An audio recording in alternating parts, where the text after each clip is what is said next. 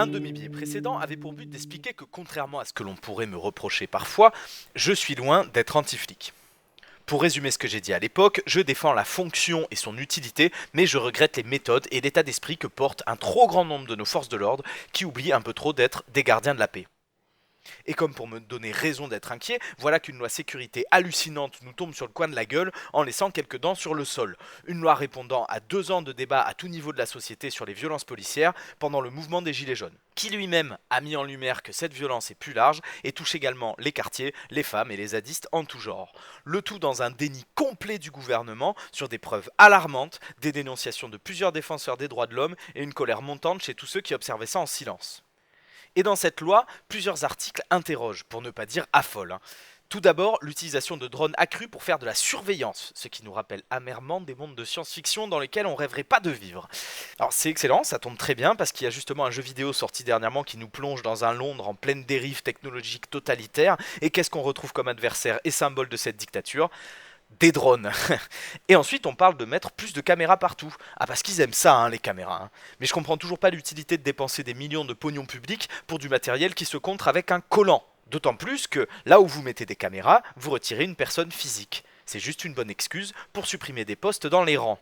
Bon, et bien sûr, l'article qui a fait s'arracher les cheveux à tout le monde, l'interdiction de filmer les forces de l'ordre dans le but de nuire à leur intégrité physique ou psychique, ce qui sera bien sûr à l'appréciation de la personne filmée.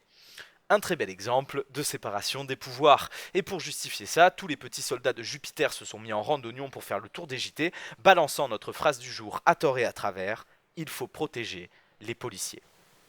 En France, plus de 900 mutilations ont été répertoriées depuis fin 2018. En gros, le début du mouvement des Gilets jaunes. On passe par beaucoup de mains arrachées, des yeux crevés, des cicatrices bien visibles. Le tout provoqué par des armes made in France, censées éviter justement de blesser la population lors du maintien de l'ordre. Et c'est seulement depuis 2018. De nombreuses associations et ONG se sont manifestées face à cette violence, depuis longtemps Amnesty International, et dernièrement c'est un comité de l'ONU qui a montré son désaccord. Et là on parle pas d'organismes menés par Jojo le rigolo, hein, et foncièrement d'extrême gauche, c'est des gens qu'on qualifierait plutôt de modérés. Et vous ajoutez à ce millier de vidéos d'abus de la police qui pleuvent sur les réseaux sociaux et vous obtenez un cocktail dangereusement explosif mêlant du dégoût et de la colère et un recul de liberté qui nous semblait pourtant bien acquise. Et bien sûr, dans ce contexte tendu, avec le panache d'une moule, un génie nous pond un article de loi aussi violent. Je pense que l'expression mettre de l'huile sur le feu ne suffit pas à décrire son ampleur. Là, on parle de balancer une grenade dans un brasier. Et qu'est-ce qui le justifie ?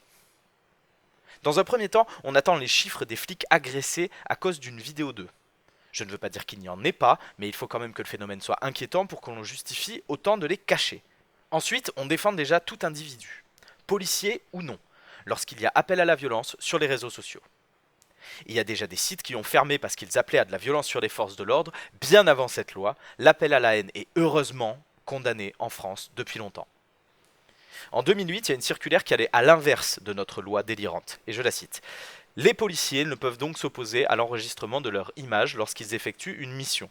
Il est exclu d'interpeller pour cette raison la personne effectuant l'enregistrement, de lui retirer son matériel ou de détruire l'enregistrement ou son support.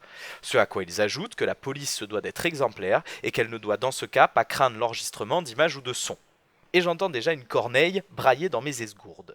Mais en même temps, si les manifestants se tenaient mieux, les policiers ne seraient pas violents, c'est juste de dangereux anarchistes.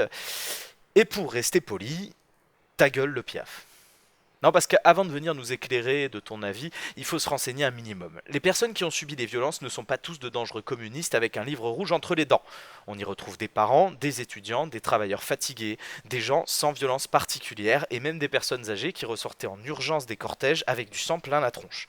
Souvenez-vous aussi des infirmières, des pompiers, des fonctionnaires qui se battent contre d'autres fonctionnaires, ça donne envie de gerber. Alors on range son petit cliché du manifestant enragé bien au fond de sa cage thoracique avant de passer pour un gland. Et face à cette période, comment les personnes spectatrices ont réagi ? Eh bien, ils ont filmé.